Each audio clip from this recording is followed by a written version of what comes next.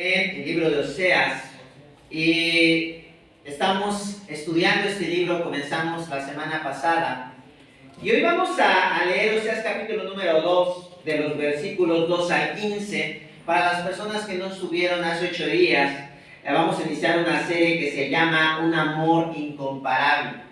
Y hace 8 días hablábamos acerca del mensaje esencial del libro de Oseas. Y veíamos que el libro de Oseas habla de una historia de un hombre que se casa con una prostituta. Y analizábamos, ¿verdad?, que quién en su sano juicio haría tan semejante disparate. Pero veíamos que esta historia nos va a revelar, primeramente, el amor de Dios que tiene hacia su iglesia. Y hace 8 días hablamos acerca de este amor. Pero también veíamos que esta historia nos iba a revelar no solamente el amor de Dios hacia su iglesia, sino también iba a revelar nuestros corazones, iba a revelar acerca del amor que nosotros tenemos hacia Dios. Así es que ese es el mensaje central de Oseas. Y hoy el mensaje tiene como título Un amor desleal. Fíjense bien, quiero repetir el título del mensaje, Un amor desleal. Y vamos a leer el libro de Oseas, capítulo número 2, y vamos a darle lectura desde los versículos 2 al 15. Repito, Oseas 2, desde los versículos 2 al 15, y va a aparecer ahí en pantalla.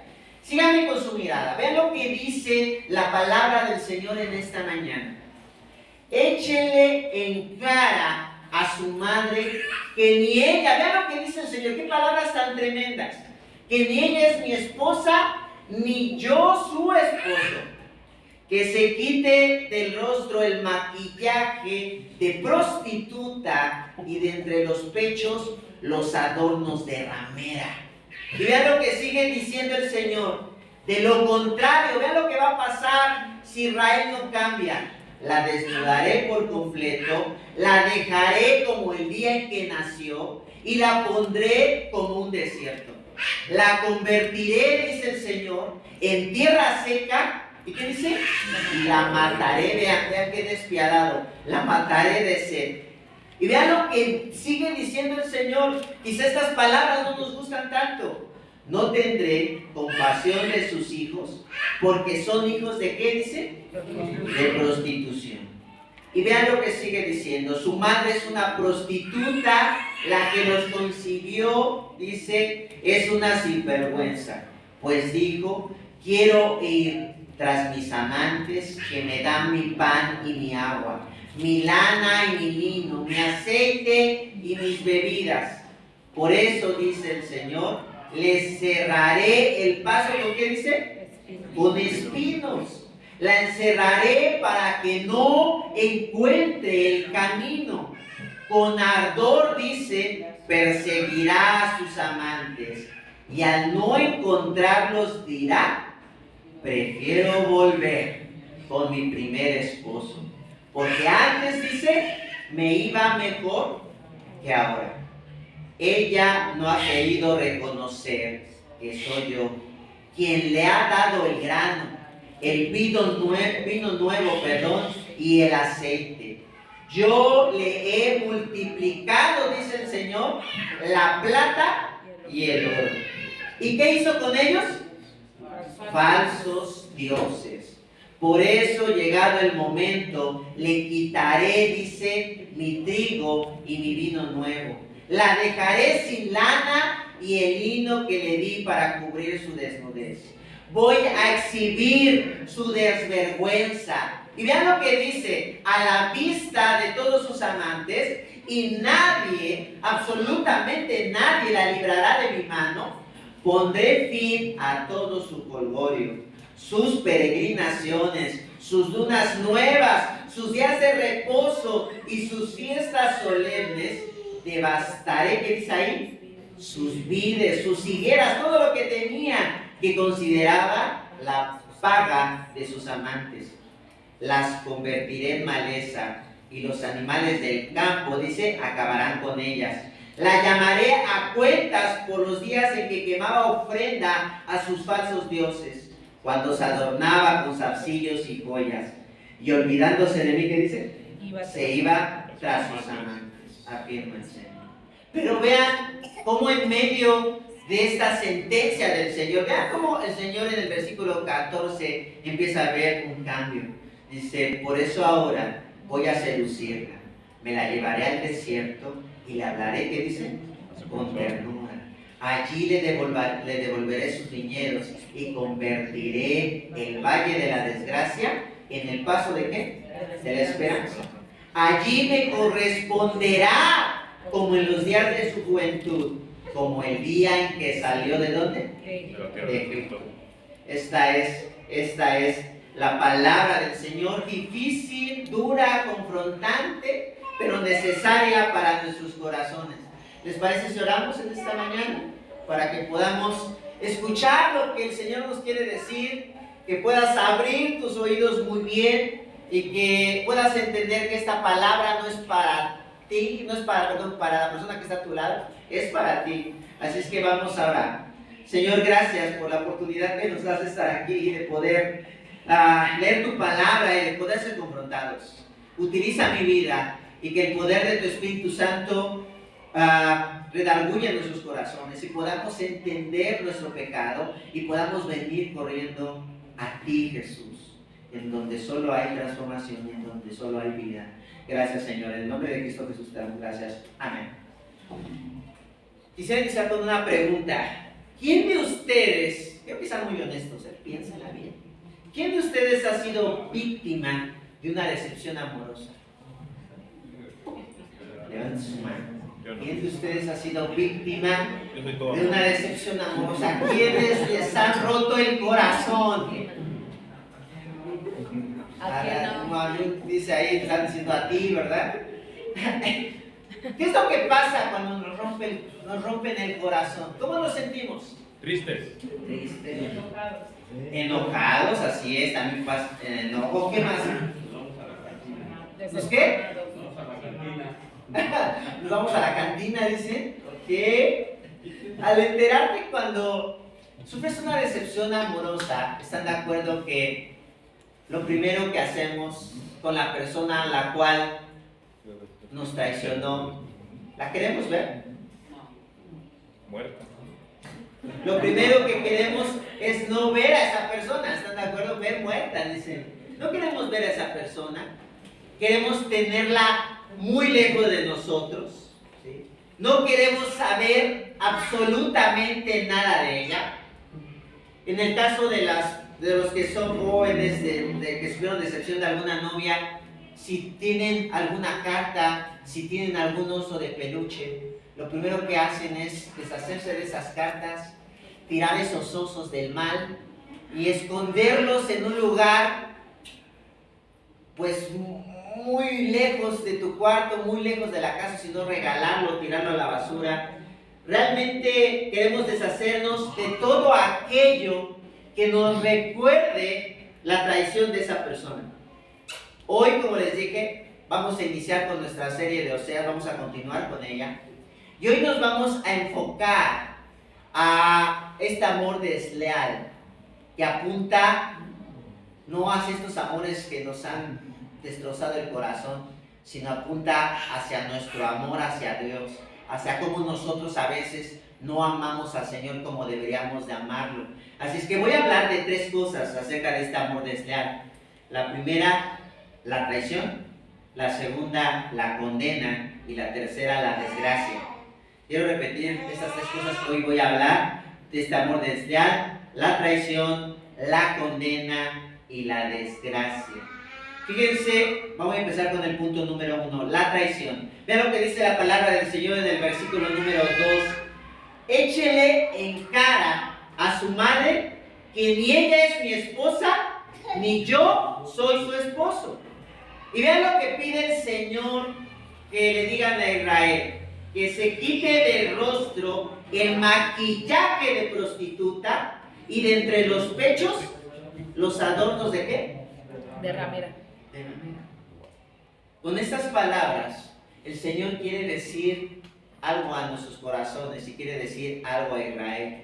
La falta de amor de Israel era algo indudable, era algo que se veía a simple vista, era algo que el pueblo no podía ocultar, era algo que el pueblo no podía decirle a Dios: no es cierto lo que nos estás diciendo, no es cierto que nosotros no te amamos, mira. No, el Señor les dice claramente: ustedes no pueden negar que no me aman. Las personas que están viviendo en el contexto del libro de Oseas, el pueblo de Israel en esa época, eran personas que no estaban respetando la ley de Dios. Que cuando ellos les era expuesta la ley, a ellos no les interesaba para nada. Eran personas que no estaban escuchando a los sacerdotes. Esto lo podemos ver claramente en casa, chéquelo con calma, en Segunda de Crónicas, capítulo número 26, de los versículos 17 al 20. Ahí ustedes pueden ver detalladamente cómo era el pueblo de Israel. Y el pueblo de Israel, repito, era un pueblo, ¿sí?, que no amaba la ley de Dios, que no escuchaba a los sacerdotes. Y ahí en el libro de Crónicas, por ejemplo, se narra la historia de un rey llamado Usías. Y este rey llamado Usías, ¿sí?, el pueblo de Israel necesitaba escuchar la ley de Dios. Y sin embargo, Usías no quiso escuchar para nada al sacerdote. Dijo: no te vamos a hacer caso, yo quiero hacer lo que yo quiera. Lean esta historia. Y en esta historia podemos ver claramente que el pueblo de Israel era un pueblo que hacía menos a sus sacerdotes, que no los escuchaban, que no escuchaban la ley de Dios. Otra cosa que también pasaba en el pueblo de Israel era que la adoración a Dios no era importante. Fíjense bien, la adoración a Dios no era importante. Y esto lo podemos encontrar en Segunda de Crónicas 27:2. Ahí había un rey que se llamaba Jotán, que dice la escritura: y Jotán nunca se presentó en el templo. Vean, un rey de Israel, alguien que había sido puesto por Dios. Dice la escritura que este rey nunca se presentó en el templo.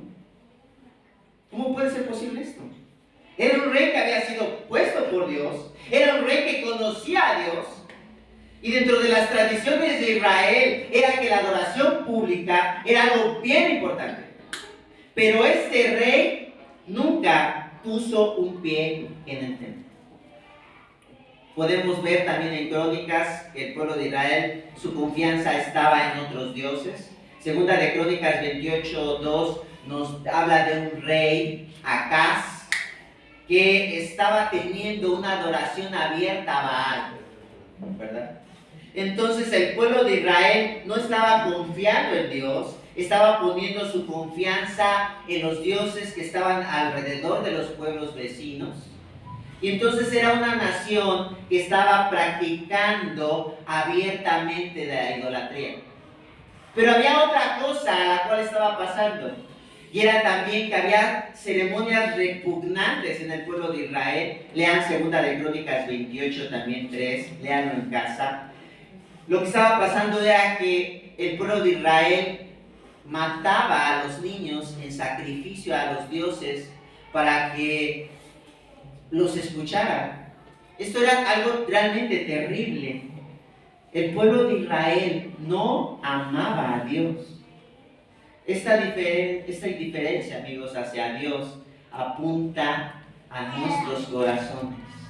Es nuestra propia historia. No es la historia del pueblo de Israel, es tu historia, es mi historia. Y quiero que piensen un poquito en lo que les acabo de decir a su vida personal.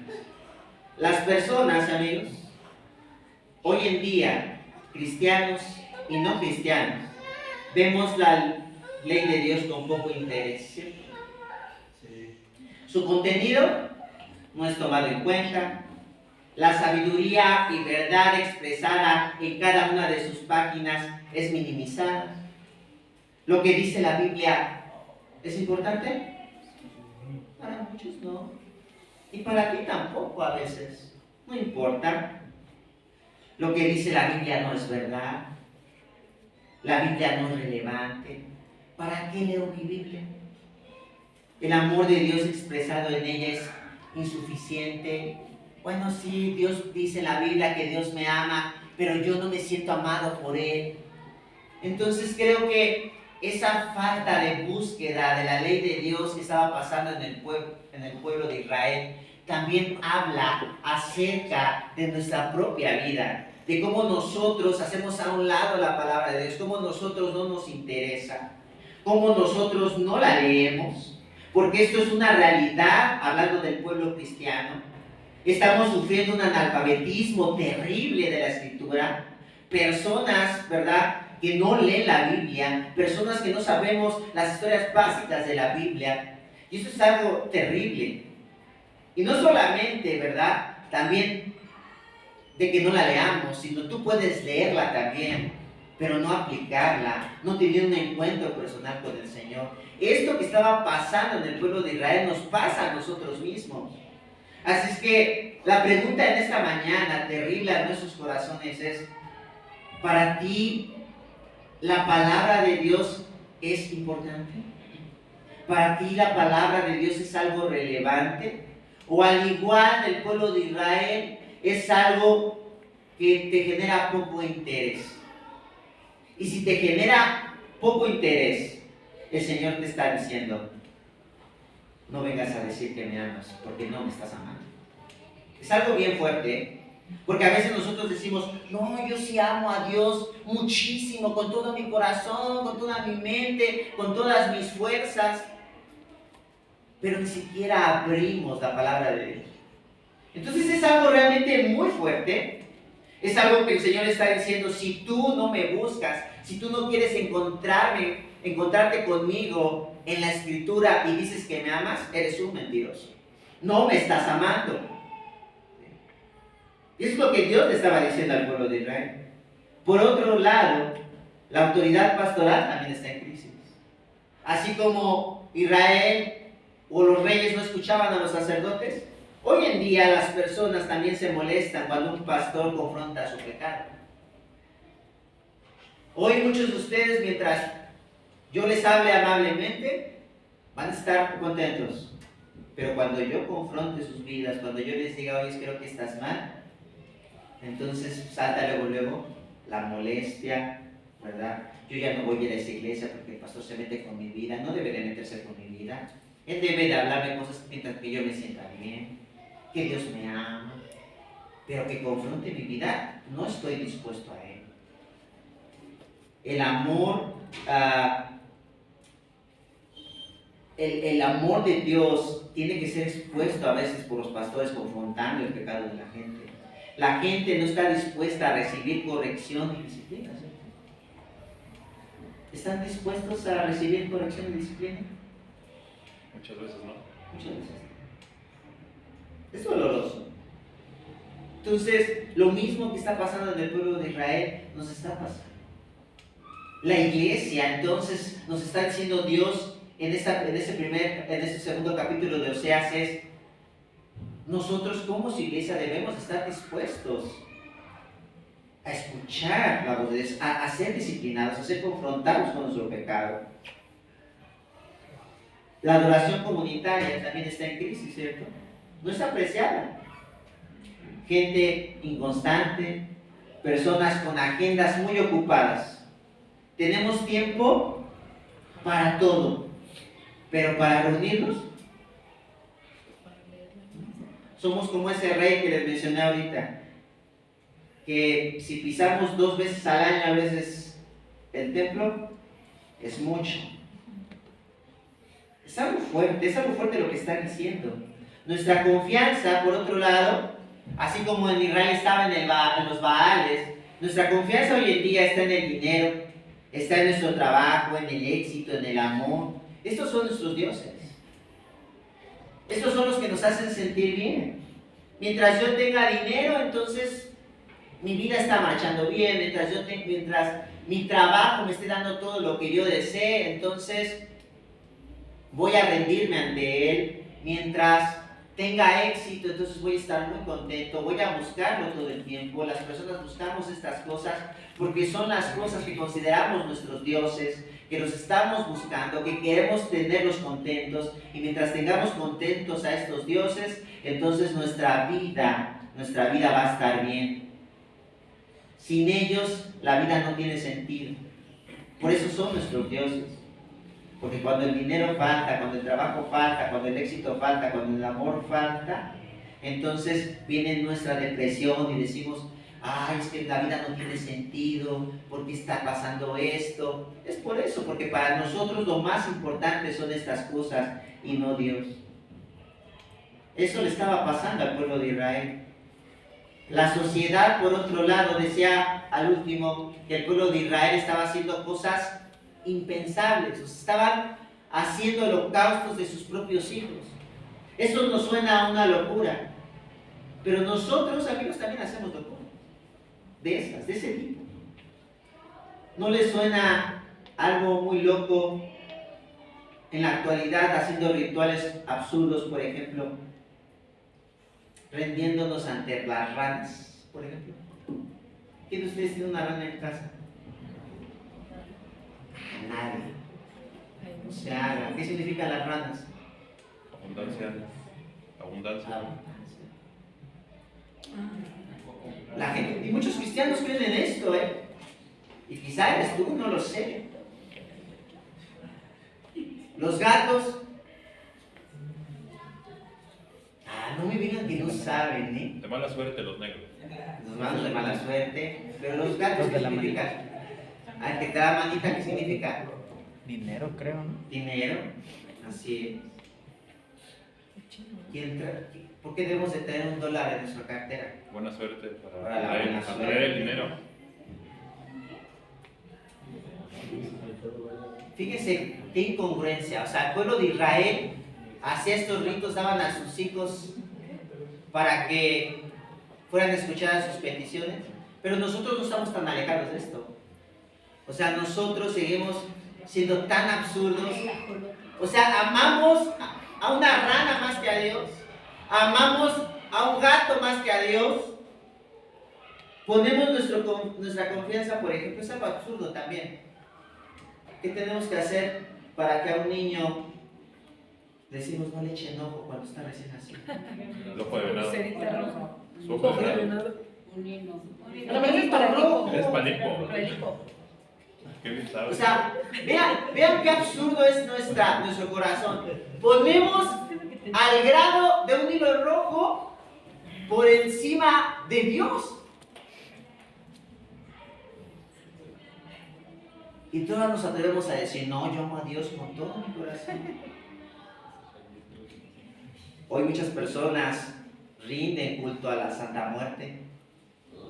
Hoy muchas personas pensamos que unas tijeras, un vaso de agua nos protegen. Así se me lo he escuchado, pastor. Exactamente. Así lo hemos escuchado. Y Ya la muchas van a- otras cosas más. Ya la van a aplicar. Ya la van a aplicar. La falta de amor en la sociedad en la que vivimos es muy clara. Sí. Es muy clara, es muy evidente. Las personas estamos siendo ingratas ante el amor de Dios. La pregunta fuerte en esta mañana, amigo, es: ¿puedes ver tu ingratitud? ¿Puedes ver cómo no estás amando al Señor como deberías de amarlo? ¿Puedes darte cuenta que a veces pones tu confianza no en Él, sino en tu trabajo? ¿Puedes darte cuenta cómo lo amas más a tu dinero que al mismo Dios? ¿Puedes darte cuenta cómo a veces no tienes tiempo para Él, te llenas de muchas cosas, pero en tu agenda Dios no tiene un lugar? ¿Puedes darte cuenta de eso? Hoy el Señor te está diciendo, no puedes seguir engañándote, no puedes seguir diciendo que me amas si estás haciendo esto.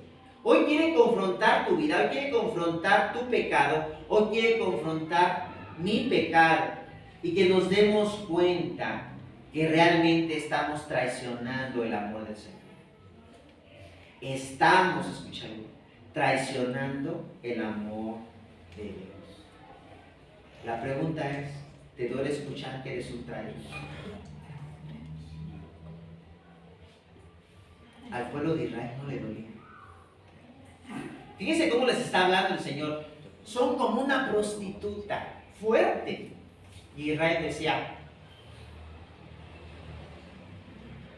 sí, sí somos como una prostituta. ¿Y se dan cuenta de la dureza del corazón del ser humano? ¿Se dan cuenta cómo somos tan perversos? Seas un cristiano o no lo seas.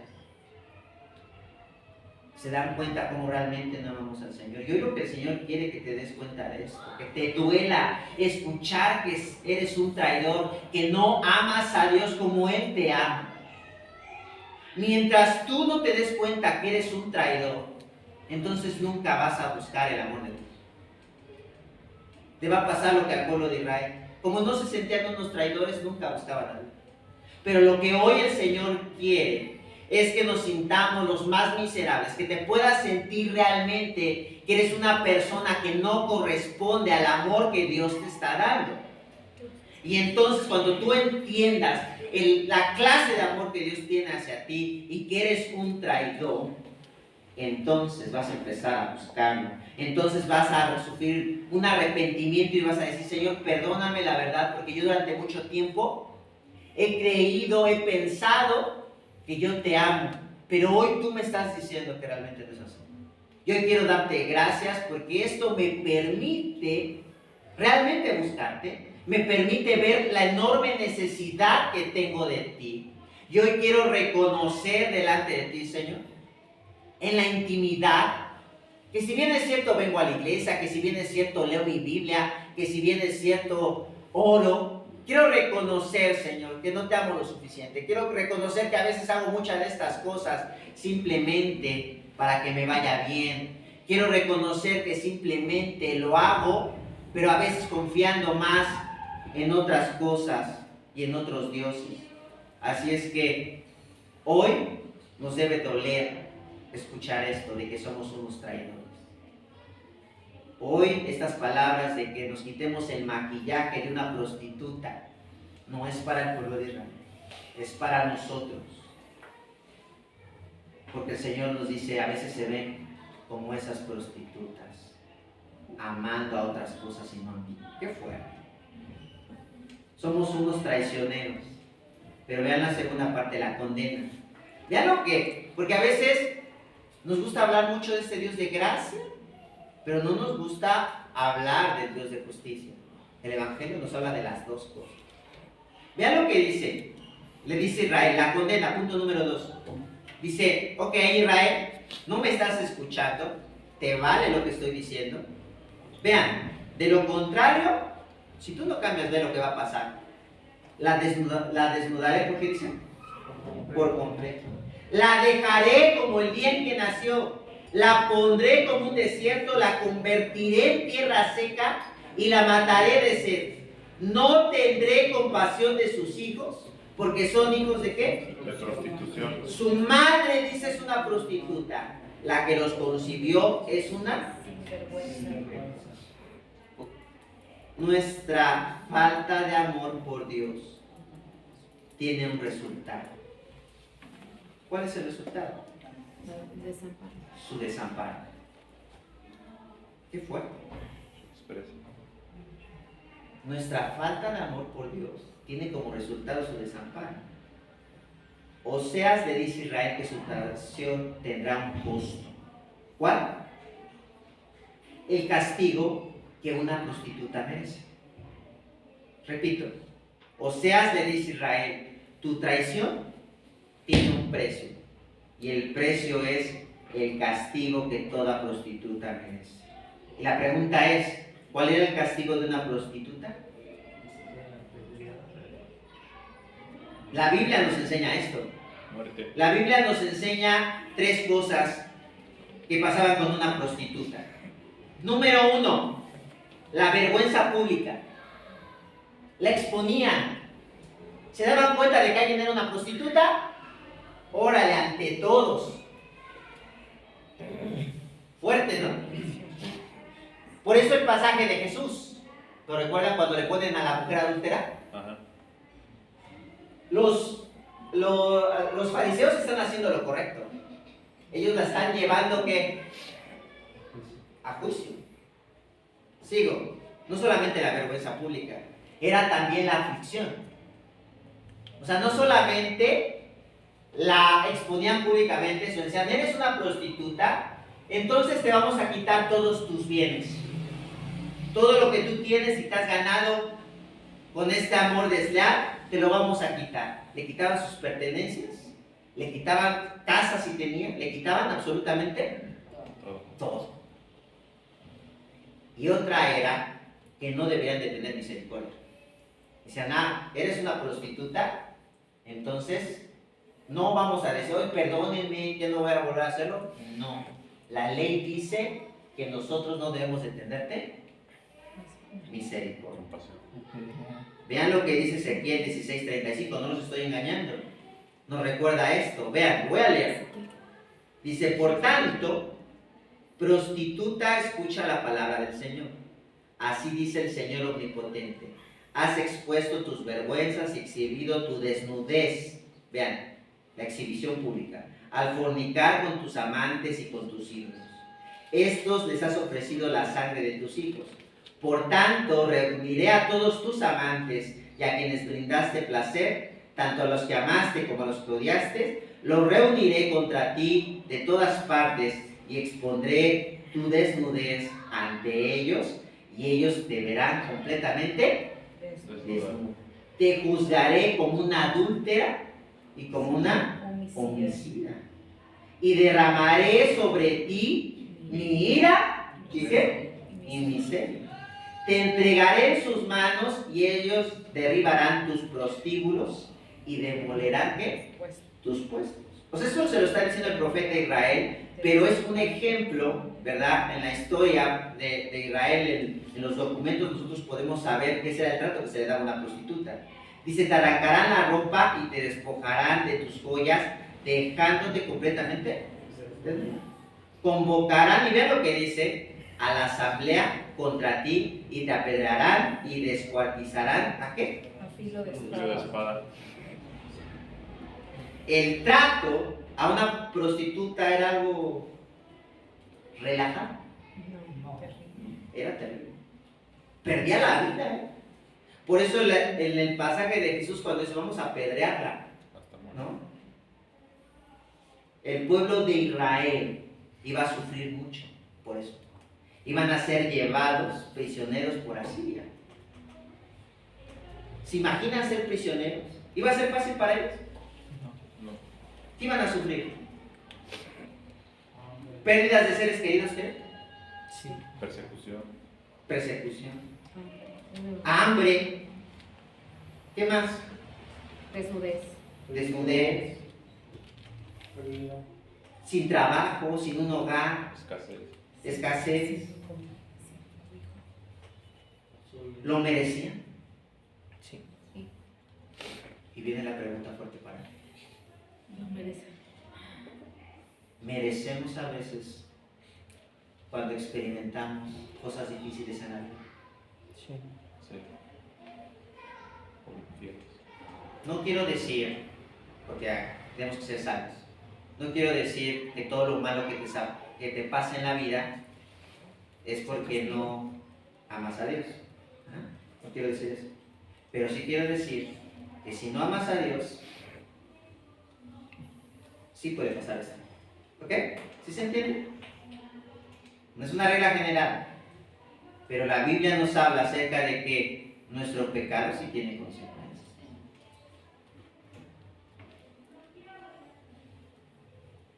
Nuestra falta de amor por Dios, entonces, para ti y para mí, va a traer en muchas ocasiones situaciones muy dolorosas a tu vida. Problemas conyugales, enfermedad, desempleo, depresión, rebeldía de nuestros hijos, injusticia. Pero ¿saben qué? Hay algo que el Señor cuida. No perderemos la vida. Porque mereceríamos perder la vida, ¿cierto? Sí. Si fuéramos tratados realmente como una prostituta, perderíamos la vida. Pero el Señor a veces nos hace pasar por circunstancias difíciles para que te des cuenta que tienes un amor desleal, para que te des cuenta que no estás confiando en Dios, para que te des cuenta que Dios no ocupa un sitio importante en tu corazón, para que te des cuenta, ¿sí?, que realmente para ti Dios no es importante. Entonces, a veces necesitamos pasar por estas situaciones amargas para venir delante de Dios y decirle, está bien, Señor, no más. Tengo que reconocer que no te he amado lo suficiente. Pero el Señor, les digo, cuida de nuestra vida, no lo perdemos, mereceríamos perderla. Mereceríamos que Él nos desamparara por siempre. Pero la pregunta es, ¿por qué no perdemos la vida como una prostituta? Por gracia. Porque Jesús, escucha bien esta palabra, porque Jesús fue tratado como una prostituta por nosotros. Repito, porque Jesús fue tratado como una prostituta por nosotros. El que no pecó fue expuesto públicamente ante la cruz y todos lo vimos y todos lo acusaban y fue señalado. ¿Y había hecho algo? No. Pero lo fue expuesto públicamente por ti y por mí. ¿Fue humillado? Sí. ¿Sufrió el desamparo de Dios? Sí. Sí. Por supuesto. Fue cacheteado, abofeteado, latigueado, desnudado, exhibido y fue hecho por ti y por mí. Por eso es que tú y yo, repito, no perdemos la vida, porque tenemos a un Dios que, a pesar de que no lo amamos lo suficiente, Él sí nos ama terriblemente, que tomó el lugar de prostituta que a ti y a mí nos correspondía y lo hizo por nosotros. Gloria a Dios. Ahí lo castigaron terriblemente, le pusieron una corona de espinas, lo traspasaron por una lanza. Y aún así decimos a veces, no tengo tiempo para ti.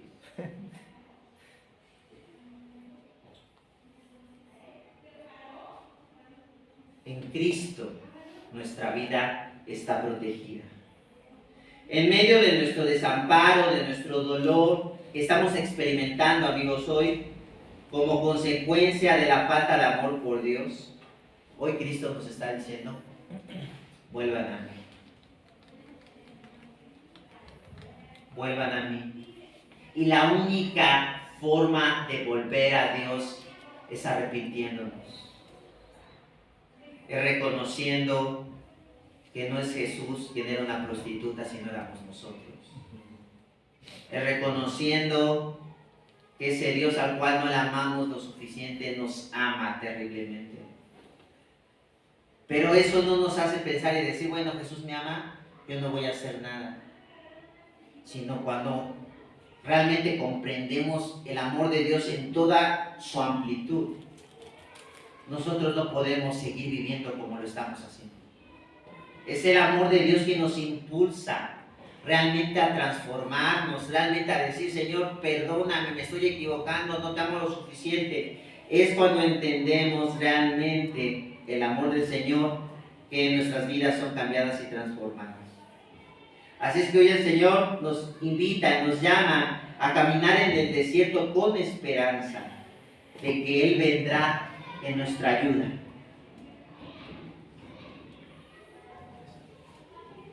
Él vendrá en tu ayuda en medio del desierto.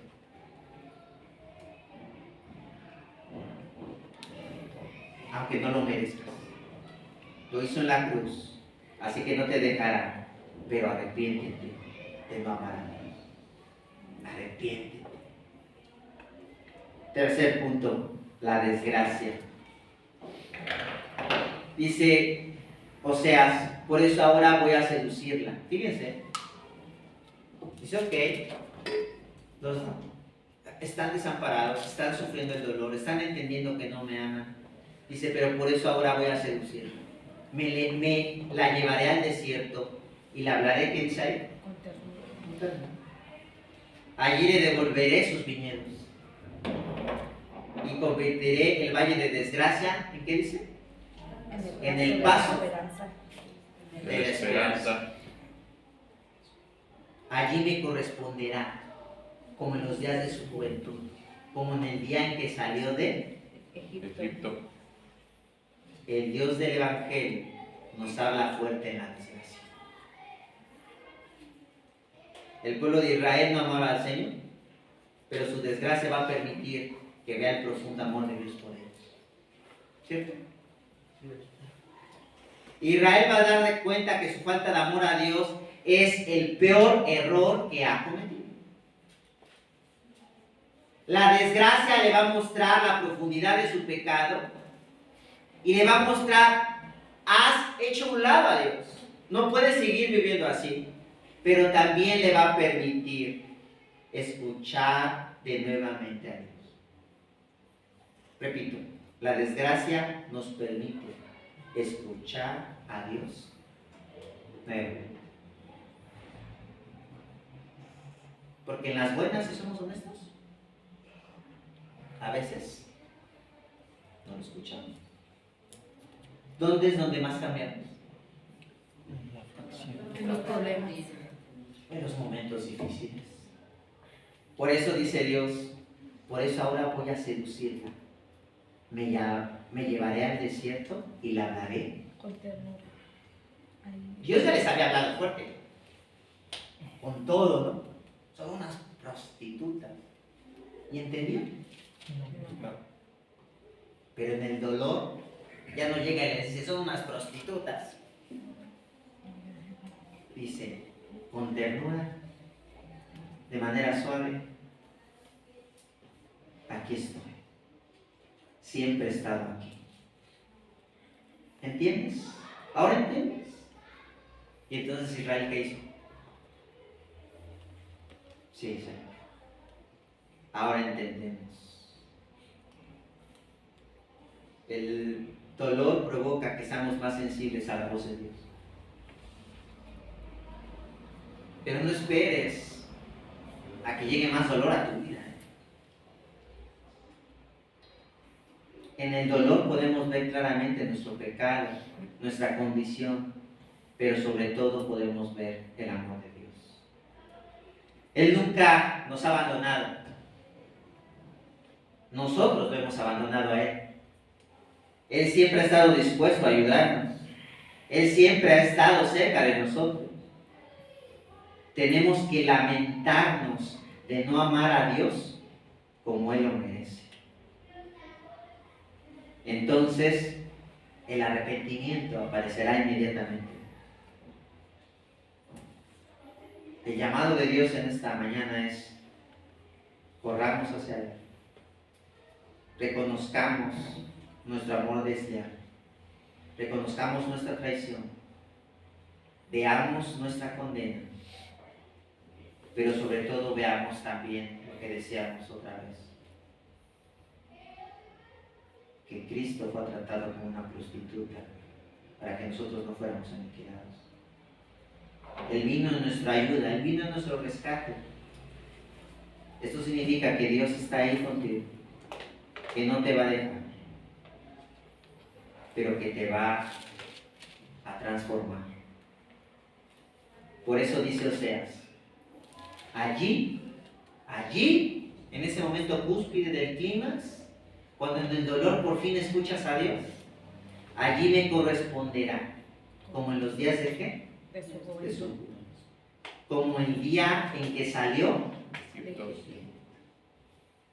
¿Se acuerdan del primer día, los que son creyentes, que conocieron al Señor verdaderamente? Cómo buscábamos agradarlo en todo. ¿Lo recuerdan? A veces necesitamos ser llevados a esos lugares oscuros para reavivar nuestro amor por Él. Amigos, entonces, amemos al Señor profundamente. Vean cómo termina Oseas. En aquel día 16, afirma el Señor, ya no me llamarás mi Señor, sino que me dirás Esposo mío. esposo mío.